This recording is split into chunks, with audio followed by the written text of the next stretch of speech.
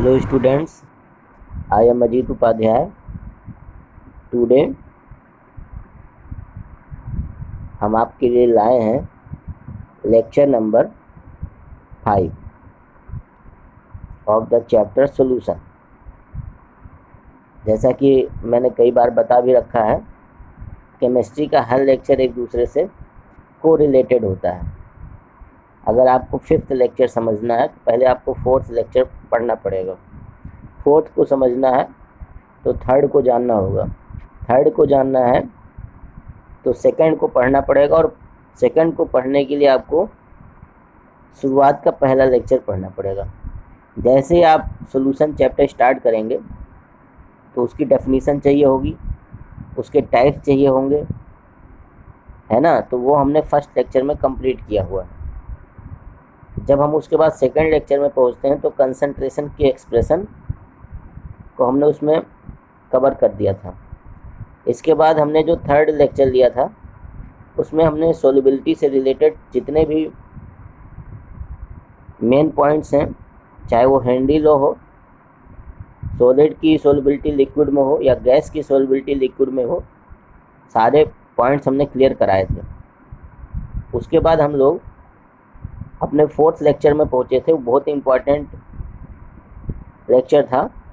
उसमें हम लोगों ने राउट्स लॉ के बारे में पढ़ा था, आइडियल नॉन आइडियल सॉल्यूशंस के बारे में पढ़ा था, डेविएशंस के बारे में पढ़ा था। साथ के साथ हमने एजियोट्रोप्स को बेहतरीन तरीके से कवर किया था विद एग्जांपल। आप में से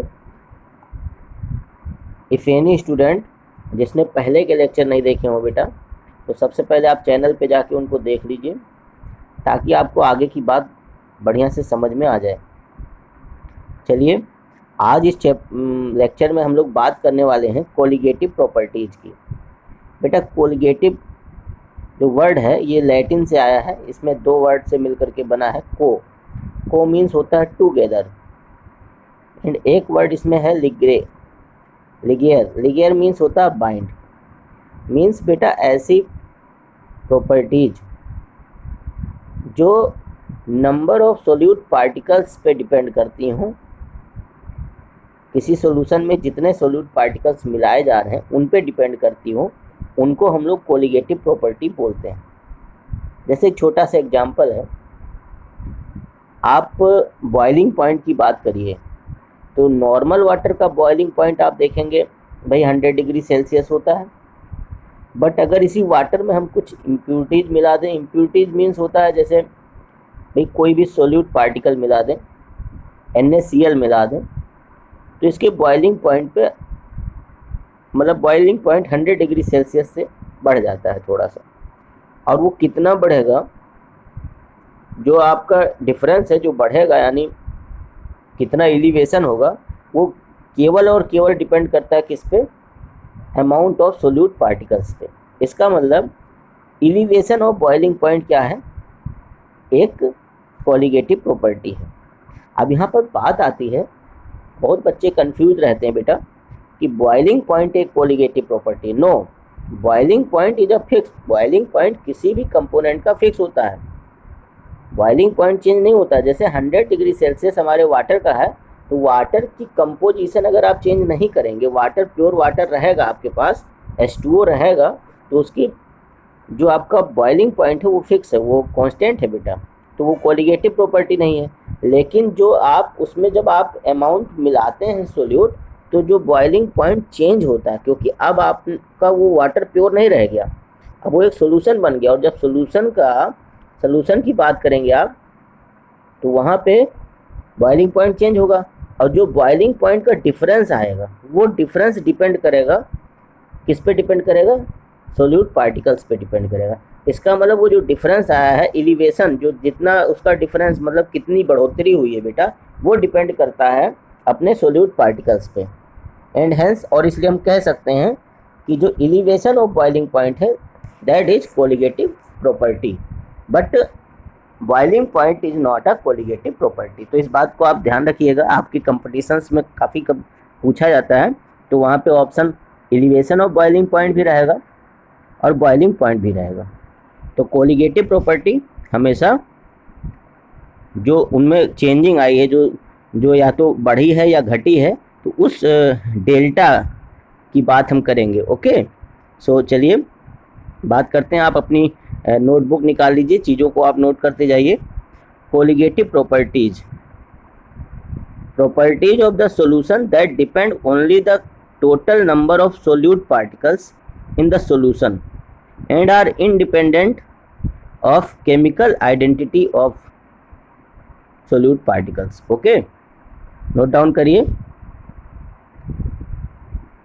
properties of the solution that depends only the total number of solute particles in the solution and are independent of the chemical identity of the solute particle. Okay बेटा, समझ में आ गई होगी बात आपको। कोलिगेटिव प्रॉपर्टी को हम और भी डिफाइन कर सकते हैं कि colligative properties are properties that depends on the concentration of the solution and not on the nature of its content. यानी उनके नेचर पे डिपेंड नहीं करता, उनके कंसंट्रेशन पे डिपेंड करता। अब कंसंट्रेशन का मीन्स यही होता है कि how much amount of solute mixed with solvent. अब हम कुछ जो हमारे पास मेन कोलिगेटिव प्रॉपर्टीज हैं उनको नाम आपको हम बता रहे हैं। Relative lowering of vapour pressure of the solvent, depression of its freezing point, elevation of boiling point and osmotic pressure. बेटा 50% चैप्टर कोलिगेटिव प्रॉपर्टी लेकर के जाता है, यानी आपका जितना आपने पढ़ा है वो सब 50% और जो बचा हुआ पार्ट है वो पूरा कोलिगेटिव प्रॉपर्टी होती है। आज हम यहाँ पे 3 पार्ट को कवर करेंगे। Relative lowering of vapour pressure, depression of its freezing point and elevation of boiling point, इसको हम लोग कवर करेंगे।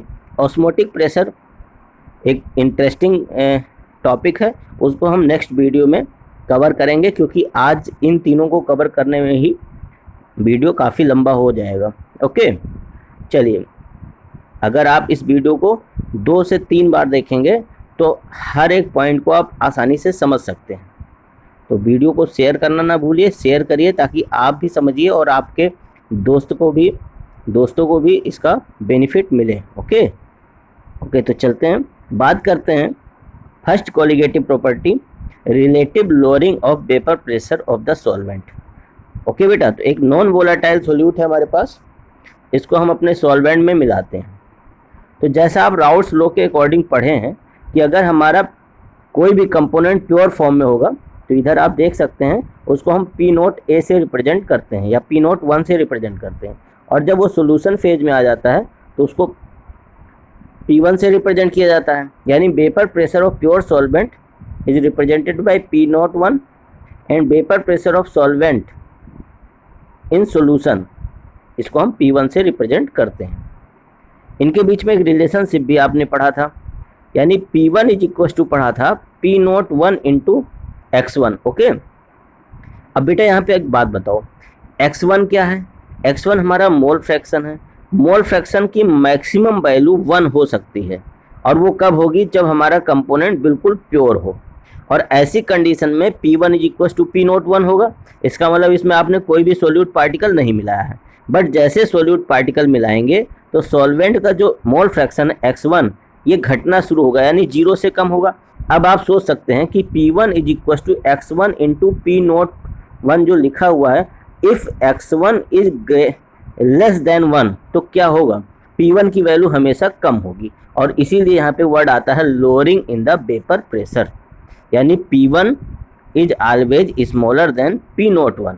इस बात को कहीं नोट करिए, और आप इसको डेल्टा P1 से रिप्रेजेंट कर सकते हैं, इज इक्वल टू हो सकता है P0 1 माइनस P1, क्योंकि P0 1 यानी जो वेपर प्रेशर है अपना प्योर सॉल्वेंट का वो ग्रेटर होगा।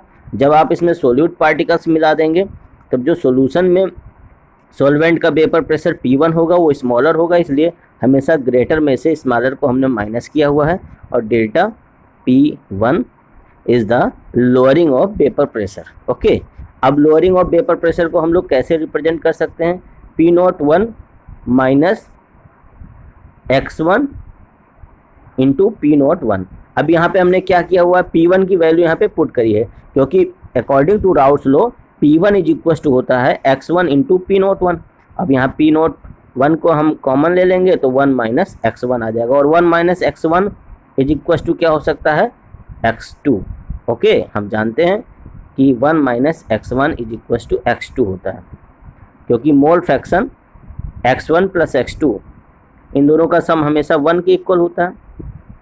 तो अगर हम बाइनरी सोल्यूशन की बात करें तो बाइनरी सोल्यूशन में आप देख सकते हैं ये 1 minus x1 is equal to x2। अब जहाँ पे 1 माइनस x1 लिखा हुआ वहाँ x2 वैल्यू पुट कर सकते हैं। तो जैसे ही आप उस वैल्यू को पुट करेंगे तो वहाँ पे आ जाएगा delta P1 is equal to P naught one into x2, और x2 क्या है, mole fraction of solute particles. इसीलिए तो मैंने कहा था कोलिगेटिव प्रॉपर्टीज वे प्रॉपर्टीज हैं जिनमें जो डिपेंडेंट होती हैं अमाउंट ऑफ सोल्यूट पार्टिकल्स। यहाँ पे आपके सामने आ गया, इसका मतलब delta P1 is equal to P naught one into x2। x2 is the mole fraction of solute particles. अब हम क्या करेंगे, इसी को रीअरेंज किया, delta P1 divide by P naught one कर दिया तो इज इक्वल टू x2 के बराबर होगा। और ये पूरा जो है delta P1 upon P naught one है, इसको हम बोलते हैं relative lowering of vapour pressure. Note करिए, बहुत इंपॉर्टेंट है ये, काफ़ी न्यूमेरिकल्स में आपको पूछा जाएगा। तो relative lowering of vapour pressure is equal to x2 के इक्वल हो सकता है ये। ओके बेटा, x2 क्या है, x2 is the mole fraction of solute. Mole fraction कैसे निकालते हैं, हमको पता है N2 divide by N1 plus N2, number of mole of solute divide by number of mole of solute plus number of mole of solvent. हम सब जानते हैं, इसको हम कई बार पढ़ भी चुके हैं, तो हम उसको और सिंप्लीफाई भी कर सकते हैं। यानी डेल्टा P1 को हमने लिख दिया P naught one minus P1 divide by P naught one is equal to x2। अगर आपको दोनों की अलग अलग वैल्यू दी गई है तो आप इस फॉर्मूले का यूज करेंगे। इसको आप स्क्वायर ब्रैकेट में बना करके नोट कर लीजिए, बाकायदे बढ़िया नोट बनाइए। और आई होप आपका सिलेबस बहुत स्मूथली और बहुत अच्छे से चल रहा है, बट यहाँ पे आवश्यकता है साथ साथ बने रहने की।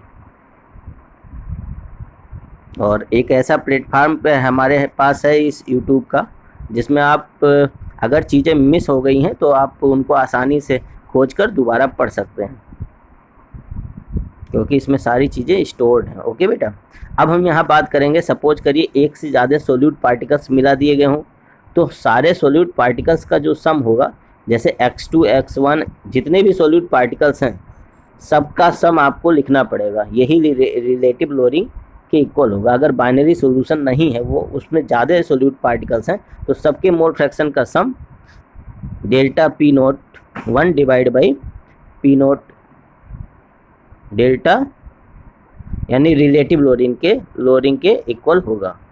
समझ में आ गई होगी बात। अगर आप यहाँ पे बात करिए N1 N2 क्या है, number of mole of solute and solvent है, तो बेटा x2 क्या हो सकता है, x2 की वैल्यू हम लोग निकाल सकते हैं ना। जैसा अभी मैंने थोड़ी देर पहले आपको बताया है कि x2 इज इक्वल टू क्या हो सकता है, x2 इज इक्वल टू हो सकता है भाई, relative lowering of vapour pressure हमेशा x2 के इक्वल होता है, तो x2 इज इक्वल टू हो सकता है N2 divide by N1 plus N2। हो सकता है या नहीं हो सकता, तो आप इसको नोट करेंगे N2 divide by N1 plus N2। अच्छा बेटा, यहाँ पे बता दें, अगर हमारा सोल्यूशन बहुत ही डाइल्यूटेड है तो उस कंडीशन में हम लोग क्या करते हैं, जो हमारा N2 होता है यानी N2 की जो कंसंट्रेशन है, मोल फ्रैक्शन, वो बहुत ही कम होती है देन N1। यानी सोल्यूट की जो मोल फ्रैक्शन है वो सॉल्वेंट से बहुत ही कम है। इसलिए हम इसको अपने क्वेश्चंस को, अपने न्यूमेरिकल को थोड़ा आसान बनाने के लिए इसको नेग्लेजिबल मान लेते हैं। और जब नेग्लेजिबल मान लेंगे तो हमारे पास एक सिंपल सा फॉर्मूला आ जाएगा, यानी ये जो N2 divide by N1 plus N2, इसमें N2 को हम गायब कर देंगे, यहाँ से इसको हटा देंगे, तो क्या बचेगा हमारे पास, सिर्फ और सिर्फ बचेगा N2 divide by N1। Clear हो रहा सबको पता चला हमने N2 को क्यों यहाँ से हटाया है, ताकि हमको क्वाड्रेटिक इक्वेशन ना बनानी पड़े। और वी नो दैट N2 का कोई बहुत बड़ा रोल नहीं है, N2 प्लस में है। अगर ये मल्टीप्लाई में होता तब तो हम इसको नहीं हटा सकते थे, लेकिन ये प्लस में है और प्लस में उतने से कोई बहुत ज़्यादा असर नहीं पड़ने वाला है। तो हमने क्या किया, इस फॉर्मूले को अब हम जानते हैं N1 N2 क्या होते हैं। N1 is equal to given mass upon molar mass, तो N1 is equal to W1 upon M1 हो जाएगा और N2 is equal to W2 upon M2 हो जाएगा। इनकी वैल्यू हम यहाँ पे पुट करेंगे तो P01 minus P1 divide by P01 यानी relative lowering of vapour pressure is equal to W2 into M1 divide by W1 into M2। Clear है? इसको आप स्क्वायर ब्रैकेट में रखिए, this is very important formula. इसके behalf पे हम लोग क्या, अगर हमें मोलर मास सोल्यूट का निकालना होगा तो इजीली हम लोग मोलर मास भी कैलकुलेट कर सकते हैं, यानी M2 को इस फॉर्मूले से कैलकुलेट किया जा सकता है। जहाँ W1 क्या है, molar mass of mass of solvent gram में होगा, तो W2 भी ग्राम में ही होना चाहिए, मास ऑफ सोल्यूट। और M1 M2 क्या है, molar mass of solvent and solute. यहाँ 1 माने सॉल्वेंट एंड 2 मीन्स सोल्यूट होता है। ओके बेटा, आप इसको A और B के फॉर्म में भी लिख सकते हैं। अगर कहीं आपकी बुक में A और B के फॉर्म में दिया हुआ तो आपको चिंता करने की ज़रूरत नहीं है। चलिए हम बात करते हैं एक बढ़िया क्वेश्चन की, और ये क्वेश्चन आपकी एग्जाम्स में कई बार पूछा गया, यहाँ तक कंपटीशंस में भी आया हुआ क्वेश्चन है ये। The vapour pressure of pure water at 298 kelvin is 23.8 mm Hg, है ना। 550 gram of urea NH2CO NH2 is dissolve in 850 gram of water. Calculate the vapor pressure of water for the solution and its relative lowering of vapor pressure.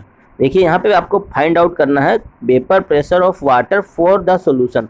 अब यहाँ vapour pressure of water for the solution है, means आपको P0A नहीं find out करना है, PA find out करना है। Okay, यहाँ पे याद रखिएगा, अगर vapour pressure of pure component केवल होता सिर्फ वाटर का तो P0 वाटर आपको फाइंड आउट करना होता, बट यहाँ पे vapour pressure of water for the solution है।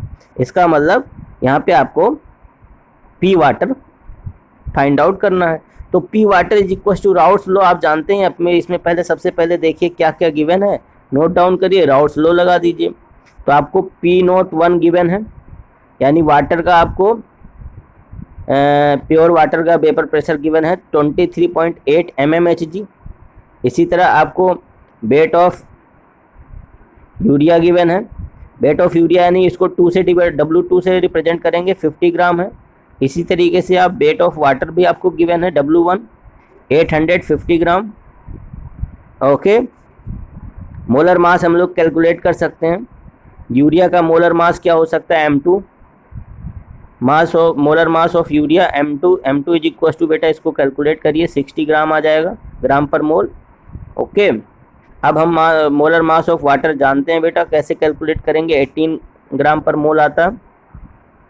तो अब हमको इतनी डाटा गिवन है, इनके बिहाफ पे अगर हमको PA कैलकुलेट करना है तो बेटा हमको सबसे पहले मोल फ्रैक्शन भी पता होना चाहिए। अब मोल फ्रैक्शन तो पता कर लेंगे हम लोग, उसके लिए नंबर ऑफ मोल चाहिए होगा, तो हम लोग नंबर ऑफ मोल भी निकाल लेंगे according to Raoult's law. P1 is equal to X1 plus P01। अब बेटा P01 गिवन है, X1 हम फाइंड आउट कर लें तो हम P1 आसानी से कैलकुलेट कर सकते हैं।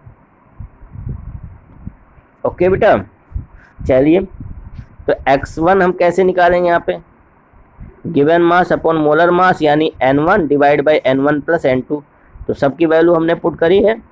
N1 निकालने के लिए 850 को 18 से डिवाइड किया गया और N2 निकालने के लिए 50 ग्राम को 60 से डिवाइड किया गया। आप सबको समझ में आ रहा होगा। अब इसको आप सॉल्व करेंगे, तो सॉल्व करके आपको X1 की वैल्यू फाइंड आउट कर लेंगे। पहले डिवाइड करेंगे, डिवाइड करने के बाद ये सबको आपस में ऐड कर लेंगे, फिर फाइनली डिवाइड कर लेंगे। X1 इज इक्वल टू 0.983 यहाँ पे वैल्यू हमको मिली है। आप इसको रफ कॉपी में सॉल्व करके भी देख सकते हैं। अब बेटा जब X1 आपको पता चल गई, वैल्यू तुरंत पुट करिए। P01 गिवन है 23.8, दोनों की मल्टीप्लाई कर दीजिए तो आपको मिल जाएगा vapour pressure of water for this solution, यानी P1 पता चल जाएगा। P1 इज इक्वल टू आप लिखेंगे 0.983 इंटू 23.8। ओके, दोनों की मल्टीप्लाई कर लीजिए, मल्टीप्लाई करके आपको आंसर मिल जाएगा 28 पॉइंट समथिंग आना चाहिए, इसमें 23 point something. Okay, 23.395 mm of Hg आपका आंसर आ गया। तो एक पार्ट आपने इसको कैलकुलेट कर लिया है। अब ये कह रहे हैं relative lowering of vapour pressure. तो बेटा relative lowering of vapour pressure x2 के इक्वल होता है, तो x2 के इक्वल होता है तो x2 आपने फाइंड आउट कर लीजिए। अब x2 कैसे फाइंड आउट करेंगे? x2 is equal to n2 divide by n1 plus n2। Very simple भाई, आपको ये पूरी जो येलो कलर से है ये पूरा आपको फाइंड आउट करना है। यही है relative lowering of vapour pressure, और इसको आपको फाइंड आउट करना है ये किसके इक्वल होता है? x2 के इक्वल होता है। तो x2 नहीं फाइंड आउट कर लेंगे, आराम से फाइंड आउट कर लेंगे। x2 होता है मोल फ्रैक्शन ऑफ सॉल्वेंट, अरे sorry no mole fraction of solute, तो उसको आप फाइंड आउट कर लीजिए। 0.017 आपका आंसर आ जाएगा।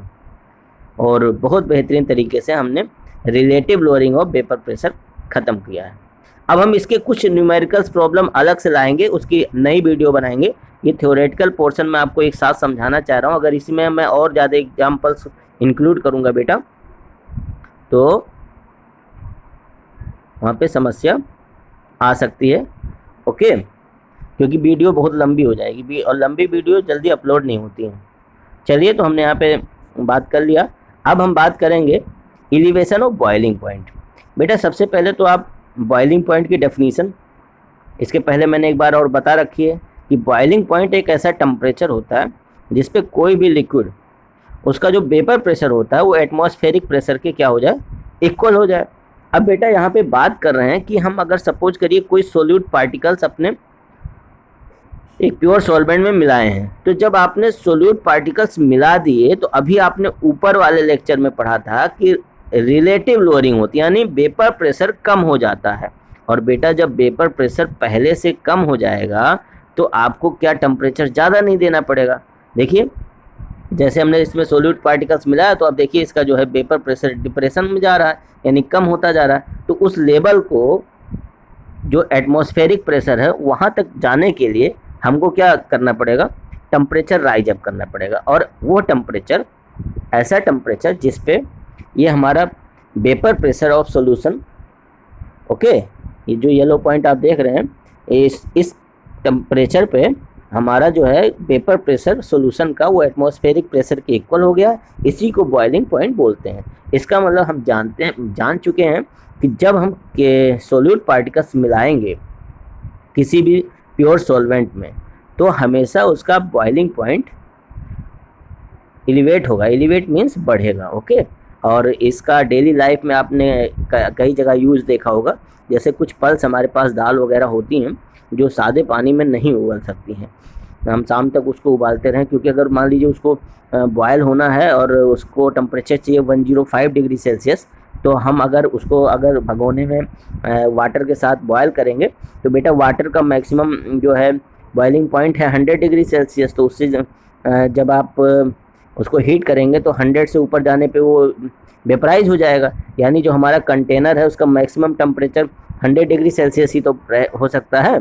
बट इसमें आप थोड़ा सा नमक मिला दीजिए, तो नमक मिलाने से क्या होगा कि बॉइलिंग पॉइंट बढ़ जाएगी, और बॉइलिंग पॉइंट मान लीजिए 106 डिग्री सेल्सियस हो गया, तो अब कंटेनर का जो टेम्परेचर होगा वो 106 तक हो सकता है। तो हमारी जो पल्स है वो आसानी से क्या हो सकती है?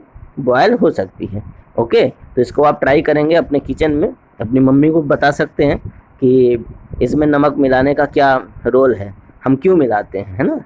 तो आई होप आपको अच्छा लगा होगा। कई जगह आप इनका यूज कर सकते हैं। बॉइलिंग पॉइंट अगर आपको बढ़ाना है तो आप उसमें सोल्यूट पार्टिकल मिला दीजिए, यानी किसी भी मिक्सचर का जो होता है, किसी भी सॉल्यूशन का बॉइलिंग पॉइंट हमेशा अपने प्योर सॉल्वेंट से क्या होता है? मैक्सिमम होता है। तो यहाँ पे अगर हम इसकी एलिवेशन की बात करें तो एलिवेशन को हम डेल्टा टीबी से रिप्रेजेंट कर सकते हैं, डेल्टा टीबी से रिप्रेजेंट कर सकते हैं। तो डेल्टा टीबी क्या होगा?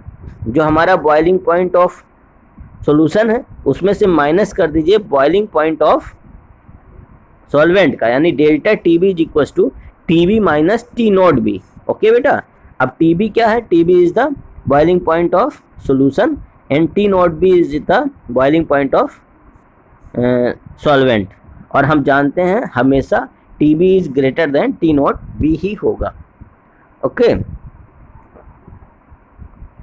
ठीक है, तो आप इनको नोट करते रहिए भाई अपनी कॉपी में। और जहाँ तक आप को लगे कि हाँ आज हम इतना ही कंप्लीट करना, वहीं पे रोक लीजिए और वीडियो पूरी देख लीजिए, फिर दोबारा देख लीजिएगा। अगर एक वीडियो को आप 4 से 5 बार देखेंगे तो गारंटेड है ये आपके एग्ज़ाम तक आपको याद रहेगा, आप इनको भूल नहीं सकते हैं। और आप इस सेशन में मान लीजिए कि आपके पास ये नोट्स बाकायदे ऑनलाइन आपके पास है। आप एग्ज़ाम से पहले भी अगर आपके पास भाई 1 लेक्चर मैक्सिमम 40 से 50 मिनट का है, तो आप अगर टाइम से बैठेंगे तो आप पूरे को एक साथ रिवाइज भी कर सकते हैं। बट अगर आज आप कई बार देखे रहेंगे, देखिए हम कोई गाना भी बेटा अगर सुनते हैं ना, तो कई बार सुनते तो हमको रट जाता है, वही है इस वीडियो को आप कई बार देखेंगे तो this is very interesting video, और आपको ये बिल्कुल रट जाएगा। फिर आपको चिंता करने की ज़रूरत नहीं है। जो हम पहले लिखते थे, पढ़ते थे सब, और जब आप किसी चीज़ को देख भी रहे हैं और साथ के साथ सुन भी रहे हैं, तो आपकी 2 सेंस ऑर्गन यहाँ पे काम कर रही हैं। और जितनी ज़्यादा maximum number of sense organ हम किसी चीज़ में यूज करते हैं बेटा, तो वो उतना ही ज़्यादा हमारा जो नॉलेज होता है वो अस्थाई होता है, स्टेबल होता है। ओके बेटा, तो डेल्टा टीबी को हम क्या बोल सकते हैं? Delta TB is proportional to concentration of solute, already you know, आपको पता है। और कंसंट्रेशन को हम यहाँ पे मोलैरिटी से रिप्रेजेंट करेंगे, स्मॉल m से। ओके, मोलैरिटी से रिप्रेजेंट करेंगे। अब यहाँ पे मोलैरिटी से रिप्रेजेंट किया जाएगा तो ये डायरेक्टली प्रोपोर्शनल होगा। इसके बीच में हम लोग एक कांस्टेंट लगाएंगे जिसको बोलेंगे delta TB is equals to K B into m. अब के बी क्या है? इसको बॉइलिंग पॉइंट एलिवेशन कांस्टेंट आप बोल सकते हैं। ओके बेटा, के बी क्या है यहाँ पे? Elevation, boiling point elevation constant है, या इसको हम मोलर एलिवेशन कांस्टेंट भी बोलते हैं, या इसको इबिलियोस्कोपिक कांस्टेंट भी बोला जाता है।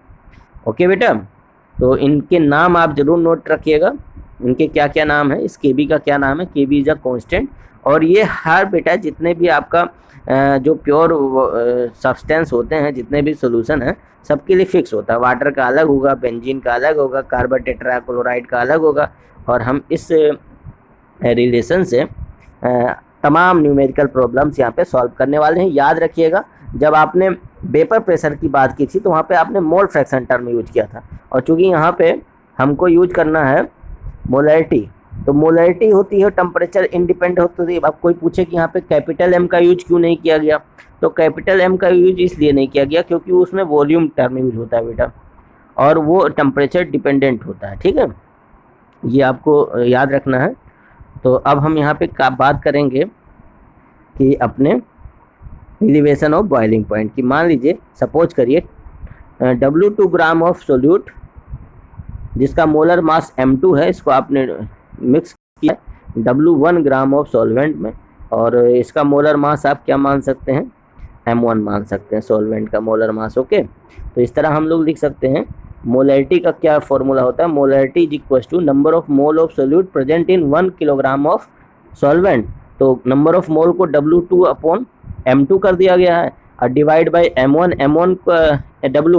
W1 अगर हमारा ग्राम में होगा तो ऊपर 1000 से मल्टीप्लाई करना पड़ेगा। ठीक है, तो W2 हमारा क्या है? W2 हमारा वेट ऑफ सोल्यूट है, और W1 मास ऑफ सॉल्वेंट है, और M2 क्या है? Mass of molar mass of solute है। तो इसको हम इसमें अपने इस फॉर्मूले में सेट करेंगे, तो delta TV is equal to हो जाएगा के बी इंटू मोलैरिटी की जगह पूरी वैल्यू पुट कर दी हमने, तो W2 into 1000 divide by M2 into W1। Okay बेटा, अब यहाँ पे हम बात करेंगे कि अगर M2 निकालना हो तो क्या कर सकते हैं। मोलर मास ज़्यादातर क्वेश्चंस में पूछा जाता है, तो हम इस फॉर्मूले को रीअरेंज कर सकते हैं। यानी M2 इज इक्वल टू हम लोग क्या लिख सकते हैं? M2 इज इक्वल टू हम लिख सकते हैं KB into W2 into 1000 divide by delta TV into W1। Okay बेटा, इसको आप एक बॉक्स में बना लीजिए और कहीं नोट डाउन करिए, और इस फॉर्मूले को याद रखिएगा। ये मोलर मास कैलकुलेट करने का एक बहुत बेहतरीन फॉर्मूला है आपके पास। अगर आपको कहीं किसी क्वेश्चन में, देखिए इसमें तमाम टेक्निकल चीज़ें यूज होंगी। आपको कैपिटल M दिया रहेगा तो उसको पहले स्मॉल m में कन्वर्ट करके तब आप उसमें इस फॉर्मूले का यूज करेंगे। Okay, delta T B equal to K B into m लगाएंगे। याद रखिएगा, एलिवेशन ऑफ बॉइलिंग पॉइंट में हम हमेशा कंसंट्रेशन किस में लेंगे, मोलैलिटी में लेंगे, मोलैलिटी में ही लेंगे, ओके, क्योंकि ये टेम्परेचर इंडिपेंडेंट होता है। ओके बेटा, इनको नोट डाउन करते रहिए।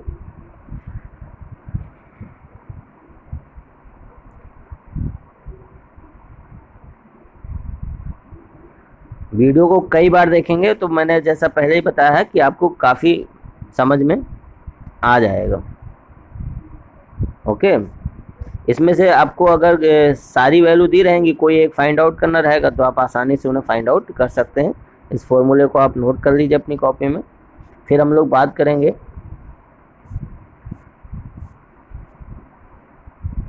इसके ढेर सारे एग्जांपल्स मैं एक नई वीडियो बना करके आपके पास लाऊंगा, जिसमें ढेर सारे एग्जांपल्स होंगे, न्यूमेरिकल प्रॉब्लम्स होंगी, क्योंकि 50% न्यूमेरिकल प्रॉब्लम्स कोलिगेटिव प्रॉपर्टी से आती है। बट एक एग्जांपल्स तो यहाँ पे बनता है, उसको हम लोग यहाँ पे सॉल्व करेंगे। 18 gram of glucose is dissolved in 1 kilogram of water. At what temperature will be water boil at 1.013 bar? kb of water is, यहाँ पे kb दिया गया और kb की यूनिट आपने देख ही लिया, kilogram kelvin kilogram mole inverse होता है बेटा, याद रखिएगा। kb की जो यूनिट है वो केल्विन किलोग्राम मोल इनवर्स। तो बेटा देखते हैं इसमें क्या क्या गिवन है।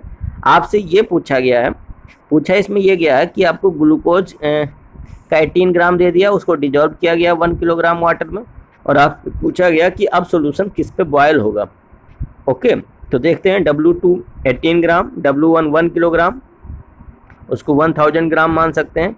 M2 हमारा 180 होता है, ये ग्लूकोज का मोलर मास है, और Kv हमको गिवन है 0.52। हम अपने फॉर्मूले का यूज करेंगे, ठीक है, यानी डेल्टा टी बी हम लोग पहले फाइंड आउट करेंगे। Delta T B is equal to क्या हो सकता है, delta T B is equal to K B into small m, और स्मॉल एम को आप अगर W1 W2 के फॉर्म में लिखेंगे तो आप लिख सकते हैं कि delta T B is equal to K B into W2 into 1000 divide by M2 into W1। इन सब की वैल्यू पुट कर दीजिए और दाहिने हाथ में आपको बहुत सुंदर सा एक वैल्यू आएगी, वो डेल्टा टीबी की होगी। क्यों भाई? और delta TB is the difference, यानी जो हमारे प्योर वाटर का बॉइलिंग पॉइंट था उससे कितना बढ़ जाएगा, ये चीज़ डेल्टा टीबी है। ठीक है, तो हम इसमें क्या करेंगे, वाटर के जो प्योर बॉइलिंग पॉइंट होता है प्योर वाटर का, उसमें ऐड कर देंगे डेल्टा टीबी को, तो सॉल्यूशन का बॉइलिंग पॉइंट हमको पता चल जाएगा। ओके, सारी वैल्यू हमने पुट करी, 0.52 इंटू 18 डिवाइड बाई 180 और इंटू 1000 डिवाइड बाई 1000, इसको सॉल्व कर दिया तो ये हमारा आ गया 0.052 केल्विन। ये डेल्टा टीबी है बेटा। अब वाटर का जो बॉइलिंग पॉइंट क्या होता है, 373.15 केल्विन होता है इस बार पे। ये बार जो है एटमॉस्फेरिक प्रेशर है। ओके बेटा, तो एटमॉस्फेरिक प्रेशर की जो एग्जैक्ट वैल्यू होती है, कहीं नोट कर लीजिएगा, 1.013 बार होती है। अब इस पे होती है, इसको हम ऐड कर देंगे, अपना जो डेल्टा टीबी आया है उसको हम इसमें ऐड कर देंगे टीबी नोट में। तो टीबी नोट में जब आप ऐड करेंगे 373.15 इसमें प्लस करेंगे 0.052, तो 0.052 जब आप इसमें ऐड कर देंगे तो आपको सॉल्यूशन का बॉइलिंग पॉइंट पता चल जाएगा। ओके बेटा, इस बात का आप ध्यान रखिएगा कि सॉल्यूशन का बॉइलिंग पॉइंट कब पता चलेगा, जब प्योर सॉल्वेंट के बॉइलिंग पॉइंट में एलिवेशन ऑफ बॉइलिंग पॉइंट को आप ऐड करेंगे, तब आपको सॉल्यूशन का बॉइलिंग पॉइंट पता चल जाएगा। और आपके सामने आंसर भी आ गया है, 373.202 kelvin. This is the exact answer. अब हम लोग बात करेंगे freezing point of a substance. Freezing point क्या होता है बेटा? फ्रीजिंग पॉइंट एक ऐसा, देखिए आपके इस डायग्राम में बेहतरीन तरीके से दिखाया गया है कि आइस क्यूब रखे गए हैं वाटर के बीच में। अब बेटा इसमें एक इक्विलिब्रियम इस्टेब्लिश हो गया, और इक्विलिब्रियम जिस टेम्परेचर पे इस्टेब्लिश होगा उसी को हम फ्रीजिंग पॉइंट बोलते हैं। अब इक्विलिब्रियम किस में हो रहा है, यानी ice is converted into liquid and liquid is converted into solid. तो सॉलिड और लिक्विड के बीच में जो ये फिजिकल स्टेट की इक्विलिब्रियम है, है ना, कन्वर्जन की इक्विलिब्रियम है, इसी को हम फ्रीजिंग पॉइंट बोलते हैं। फ्रीजिंग पॉइंट पे जो rate of conversion of ice from water is equal to the rate of conversion of water to ice, ये बोथ आर सेम होती है, इसी को हम फ्रीजिंग पॉइंट बोलते हैं। अब क्या होगा बेटा, जब हम सोल्यूट के पार्टिकल मिलाएंगे, नॉन वोलेटाइल सोल्यूट मिलाएंगे इसमें, तो इसके फ्रीजिंग पॉइंट पे क्या असर पड़ेगा। ओके बेटा, अब सॉल्वेंट में आपने सपोज करिए नॉन वोलेटाइल सोल्यूट पार्टिकल्स मिला दिए, तो फ्रीजिंग पॉइंट डिप्रेस्ड यानी घट जाती है। ओके बेटा, अब ये जो हमारा सॉल्यूशन है, सॉल्यूशन हमारा और कम टेम्परेचर पे फ्रीज होगा, यानी अगर हमारे सॉल्वेंट का फ्रीजिंग पॉइंट 0 डिग्री सेल्सियस था, तो नॉन वोलेटाइल सोल्यूट मिलाने पर ये घट जाएगा, यानी 0 से कम में हो सकता है। इसीलिए बेटा ये जो आइस होती है, जो आइसक्रीम होती है, महंगी मिलती है, क्योंकि इसको फ्रीज करने के लिए एक हाई क्वालिटी के फ्रीजर की ज़रूरत होती है। The vapour pressure of a solution containing a non-volatile solute is lower than that of pure solvent, and therefore it would become equal to that of solid solvent at a lower temperature. Okay, मतलब यहाँ पे क्या है कि routes साहब ने बताया ही था कि जब हम कोई नॉन वोलाटाइल सोल्यूट पार्टिकल्स मिलाएंगे, तो जो हमारा सोल्यूशन होगा उसका वेपर प्रेशर हमेशा अपने प्योर सॉल्वेंट से कम होगा। अब जब सॉल्यूशन का वेपर प्रेशर घटेगा, तो फ्रीजिंग पॉइंट जाहिर सी बात है कि वो भी घट जाएगी। ओके, अब फ्रीजिंग पॉइंट घट जाएगी, यानी जो हमारा वाटर 0 डिग्री सेल्सियस पे बॉयल हो रहा था, आप उसमें अगर आप उसमें थोड़ा सा सोल्यूट पार्टिकल्स मिलाएंगे, तो अब सॉल्यूशन का फ्रीजिंग पॉइंट कहाँ पहुँच जाएगा, कम हो जाएगा। यानी अगर आप इसका डिफरेंस निकालना चाहेंगे तो डेल्टा TF के इक्वल आएगा। और बेटा डेल्टा TF अगर आपको निकालना है, तो आप किस में से किसको माइनस करेंगे, ज़्यादा जो होगा, ज़्यादा किसका है, ज़्यादा हमारे सॉल्यूशन का है, सॉरी सॉल्यूशन का तो घट गया है बेटा, तो सॉल्वेंट का ज़्यादा है और सॉल्यूशन का कम है, तो जो आपका प्योर है उसमें से सॉल्यूशन का माइनस कर देंगे, तो हमको डेल्टा TF पता चल जाएगा। क्लियर हो रहा है बेटा, यानी delta TF is equal to आप लिख सकते हैं freezing point of solvent minus freezing point of solution. Exact clear, सबको समझ में आ रहा है बेटा। चलिए, यानी आप ये लिख सकते हैं कि जब नॉन वोलेटाइल सोल्यूट पार्टिकल्स मिलाया जाता है किसी भी सॉल्वेंट में, तो जो डेल्टा TF है वो directly proportional to amount of solute particles होता है। और हम ये भी जानते हैं वेपर प्रेशर ऑफ जो हमारा सॉल्यूशन है वो हमेशा कम होगा vapour pressure of pure solvent से। ठीक,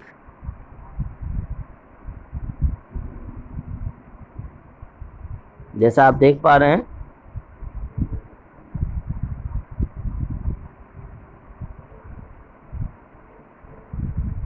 ओके,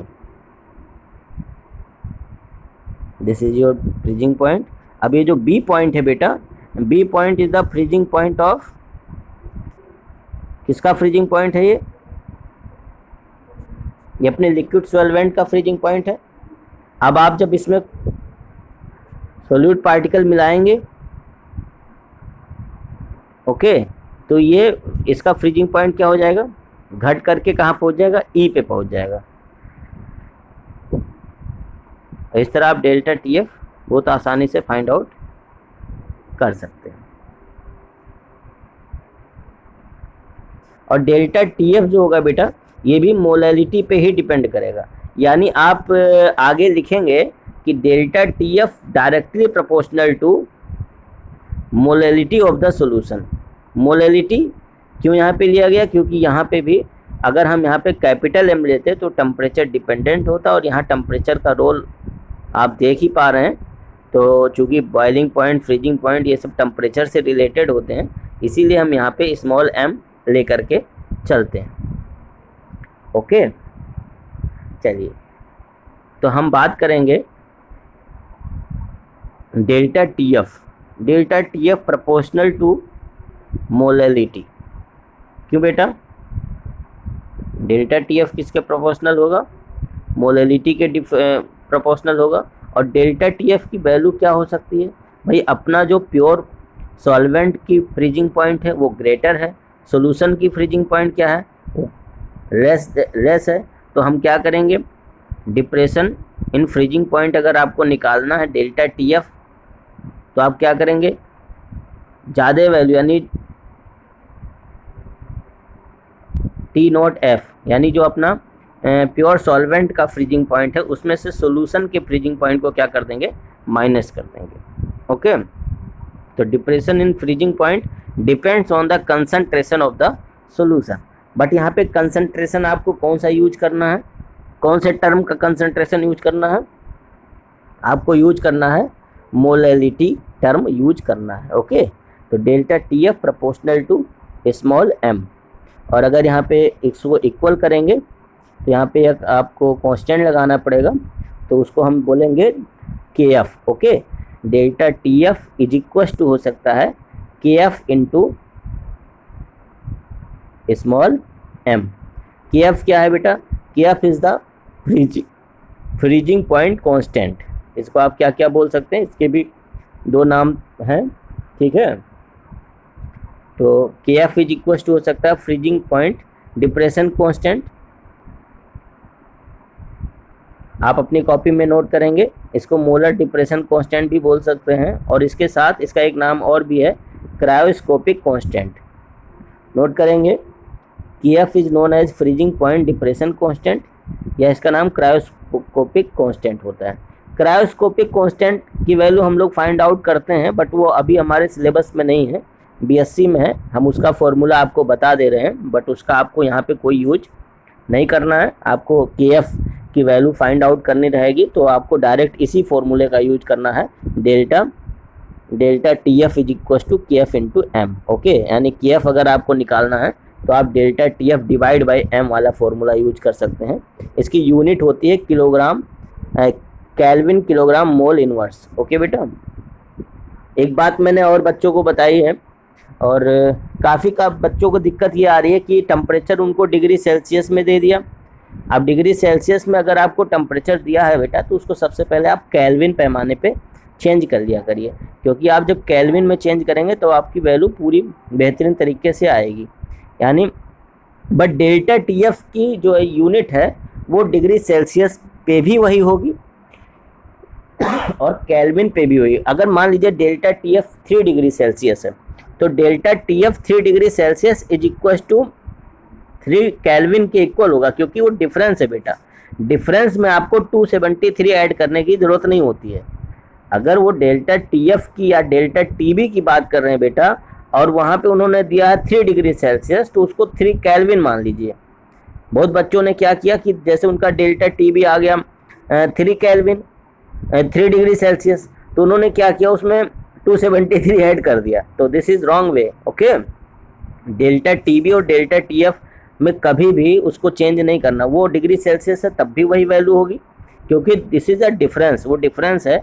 डिफरेंस कभी उसमें आपको ऐड करने की ज़रूरत नहीं होती है। तो ये फॉर्मूला आपके पास के एफ का है, बट इसको आप नोट डाउन कर सकते हैं अगर करना चाहें तो, बट इसका कोई यूज अभी हमारे इस सिलेबस में और नहीं है।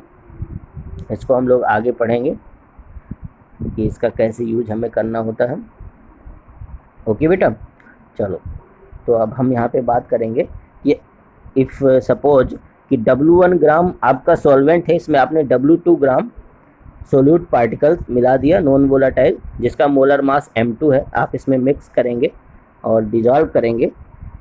डिजॉल्व करने के बाद आप देखेंगे जो आपका प्योर सॉल्वेंट का फ्रीजिंग पॉइंट था, उससे अब फ्रीजिंग पॉइंट घट जाएगा, यानी सॉल्यूशन का फ्रीजिंग पॉइंट थोड़ा सा कम हो जाएगा। तो इसकी मोलैरिटी आप निकाल सकते हैं। मोलैरिटी इज इक्वल टू होता है number of mole of solute particle dissolve in 1 kilogram of solvent. तो आप इसको कैसे रिप्रेजेंट करेंगे, W2 into 1000 divide by W1 into M2। Okay बेटा, अब यहाँ पे W1 W2 ग्राम में होना चाहिए क्योंकि हमने 1000 से मल्टीप्लाई कर रखा है ऊपर। ओके बेटा, याद रखिएगा इस सारी बातों को। अगर W1 किलोग्राम में है तो आपको 1000 लेने की ज़रूरत नहीं है, और W2 किलोग्राम में हो तो उसको ग्राम में ज़रूर चेंज करना पड़ेगा। तो delta TF is equal to KF into small m यहाँ पे मैंने लिखा। अब स्मॉल m की वैल्यू आप पुट कर दीजिए तो आपको एक बढ़िया सा फॉर्मूला मिलेगा, delta TF is equal to KF into W2 into 1000, W2 into 1000 divide by M2 into W1। Okay बेटा, W1 इंटू M2 आ गया आपका। तो इसको आप स्क्वायर ब्रैकेट में रख सकते हैं। KF की वैल्यू हर ढेर सारे सॉल्वेंट के लिए अलग अलग होती है, याद करने की ज़रूरत नहीं है, सब गिवन रहेगा फॉर्मूले में। वाटर की आपको याद करनी हो तो याद कर लीजिए, वो भी सारे न्यूमेरिकल्स आप सॉल्व करेंगे तो आपको धीरे धीरे अपने आप याद हो जाएगा, कुछ भी रटने की ज़रूरत नहीं है, सब कुछ क्लियर है। Okay, M2 is equal to हो सकता है, यहाँ पे रीअरेंज कर दिया हमने, M2 is equal to KF into W2 into 1000 divide by आप यहाँ पे लिख सकते हैं W1 into delta TF। Okay बेटा, हाँ, डेल्टा TF का एक छोटा सा फॉर्मूला भी एक बच्चे ने पूछा था, तो उसको आप कैसे निकाल सकते हैं। Delta TF is equal to, अगर आपको सॉल्यूशन का फ्रीजिंग पॉइंट गिवन है और सॉल्वेंट का फ्रीजिंग पॉइंट गिवन है तो उनको आप माइनस करके भी डेल्टा TF निकाल सकते हैं। Molar mass of non ionic solute can be calculated by depression of freezing point. आप आसानी से इसको कैलकुलेट कर सकते हैं। अब हम एक न्यूमेरिकल प्रॉब्लम सॉल्व करेंगे। यहाँ पे एक ही न्यूमेरिकल प्रॉब्लम सॉल्व कराऊंगा, बाकी मैं न्यूमेरिकल प्रॉब्लम के लिए एक नई वीडियो बनाऊंगा। वीडियो बहुत लंबी हो रही बेटा, तो यहीं पे इसी थर्ड वाले के बाद हम लोग इसको ख़त्म करेंगे, और लास्ट जो कोलिगेटिव प्रॉपर्टी है ऑस्मोटिक प्रेशर, उसको हम नए वीडियो में लाएंगे। चलिए देखते हैं question. Calculate the mass of ascorbic acid vitamin C, okay, to be dissolve in 75 gram of acetic acid to lower its melting point by 1.5 KF दिया गया है। बेटा देखा, इसमें कहा गया है एसिटिक एसिड का आपको मेल्टिंग पॉइंट लोअर करना बाई मीन्स होता है ये डेल्टा TF ही आपको गिवन है। 1.5 केल्विन जो दिया गया है ये डेल्टा TF आपको गिवन है। ओके बेटा, और आपको पता करना है कि 75 ग्राम एसिटिक एसिड में कितना विटामिन C मिलाया जाए कि उसका जो मेल्टिंग पॉइंट है वो घट करके यानी 1.5 केल्विन घट जाए। ओके बेटा, तो इसमें आपको अगर प्योर का और सॉल्यूशन का दिया होता तब आप डेल्टा TF उसको माइनस करके निकालते, बट ये एक सिंपल सा क्वेश्चन मुझे लग रहा है क्योंकि इसमें आपको डेल्टा TF ही डायरेक्ट गिवन हो गई है। अब आपको मास ऑफ एस्कॉर्बिक एसिड यानी W2 आपको फाइंड आउट करना है। तो यहाँ पे आपको गिवन है W1 is equal to 75 gram, delta TF is equal to 1.5 kelvin. Okay, और KF आपको गिवन है बेटा 3.9 kilo kelvin mole inverse. M2 हमने फाइंड आउट कर लिया, फाइंड आउट करके हमको मिल गया 176। कैसे कैसे फाइंड आउट किया वो आप देख सकते हैं। और जब हमको ये सारी चीज़ें पता चल गई तो W2 हमको फाइंड आउट करना है, तो आप अपने डिप्रेशन इन फ्रीजिंग पॉइंट वाले फॉर्मूले को लगाएंगे, यानी delta TF is equal to क्या होता है, delta TF is equal to KF into W2 into 1000 divide by W1 into delta TF। सारी वैल्यू यहाँ पे पुट कर दी हमने। W2 को रीअरेंज कर सकते हैं और रीअरेंज करके इसका आप आसानी से आंसर निकाल सकते हैं। ओके बेटा, कोई problem. W2 is equal to आ गया आपका 5.077 ग्राम। नोट करिए अपनी कॉपी में, ये सारे न्यूमेरिकल्स प्रॉब्लम बोर्ड एग्जाम में 10 बार पूछे गए बेटा, सो दे आर वेरी इंपॉर्टेंट। और आपसे एक हम्बल रिक्वेस्ट है बेटा, अगर आपको अच्छे नंबर लाने हैं, आपको अभी से तैयारी करनी बोर्ड एग्जाम में, आपको ये नहीं देखना है कि जो है, तो आप इस वीडियो को कम से कम 5-6 बार देखिए। जितना आप देखेंगे चीज़ें आपके दिमाग में बैठ जाएंगी, फिर आप कभी नहीं भूलेंगे। और आप पिछले सालों का एग्ज़ाम पेपर उठा के देखिए, आपको यही क्वेश्चन हूबहू ऐसे क्वेश्चन मिल जाते हैं। और बच्चे मैंने कॉपी चेक करते समय हम लोग देखते भी हैं कि बच्चे बहुत मिस्टेक करते हैं। तो अगर आप इनको चीज़ों को सही से समझेंगे तो आप गलतियां नहीं करेंगे। अब हम कुछ एप्लीकेशंस की बात करेंगे डिप्रेशन इन फ्रीजिंग पॉइंट की। जैसे इस बार भी तमाम क्वेश्चंस एप्लीकेशन बेस्ड आने वाले हैं। अब जो नया पैटर्न आएगा इसमें बेटा इनोवेटिव आइडियाज़ के क्वेश्चन ज़्यादा पूछे जाएंगे।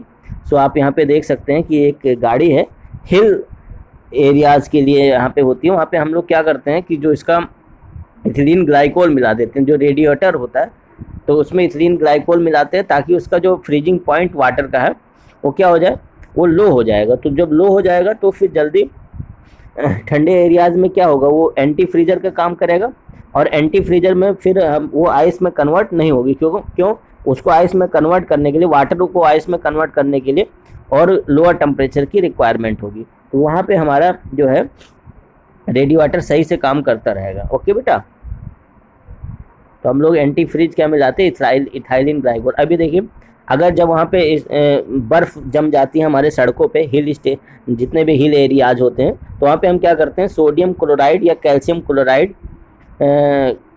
का स्प्रे कर देते हैं, उसको छिड़क देते हैं। तो उससे क्या होगा कि जो अपना आइस है ना, यानी वाटर है, उस वाटर का जो फ्रीजिंग पॉइंट है वो बेटा घट जाएगा।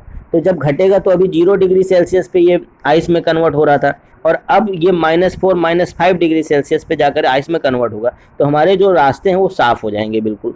ठीक है, तो रास्तों को क्लियर करने के लिए उन पे हम लोग किसका छिड़काव करते हैं, हम लोग सोडियम क्लोराइड या कैल्शियम क्लोराइड का छिड़काव कर देते हैं। क्योंकि जब ये वाटर में मिल जाएगा तो सॉल्वेंट मिलने से क्या होता है, अभी आपको बताया डिप्रेशन इन फ्रीजिंग पॉइंट, तो फ्रीजिंग पॉइंट घट जाएगा तो फिर रास्ते हमारे साफ़ रहेंगे। ओके बेटा, तो these are the applications. I hope आपको बहुत अच्छे समझ में आया होगा। All the best.